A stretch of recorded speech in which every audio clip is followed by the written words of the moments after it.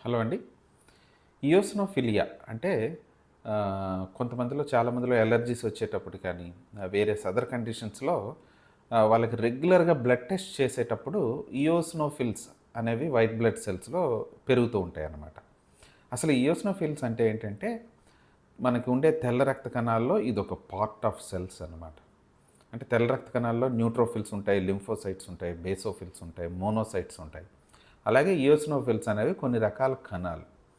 ఈ కణాలు గ్రాన్యూల్స్‌తో నిండి ఉంటాయి. ఈ గ్రాన్యూల్స్ అనేవి ఎక్కువగా పెరుగుతున్నప్పుడు కానీ, ఈ కణాలు ఎక్కువగా పెరుగుతున్నప్పుడు కానీ, అలర్జిక్ సింప్టమ్స్ ఇలాంటివి వచ్చే సమస్యలు ఎక్కువగా ఉంటూ ఉంటాయన్నమాట. సాధారణంగా మన శరీరంలో తెల్ల రక్త కణాల్లో వీటి తాలూకు పర్సెంటేజు లెస్ దాన్ 5% ఉంటుందన్నమాట. అంటే 5% కంటే తక్కువగా ఉంటూ ఉంటాయి. కానీ కొన్ని సందర్భాల్లో ఇవి 5% కంటే పెరుగుతుంటాయి. కొన్నిసార్లు 10, 12, 20, 30, 40% వరకు కూడా పెరిగే అవకాశం ఉంటుంది. దీన్నే ఇయోసినోఫిలియా అని అంటూ ఉంటారు.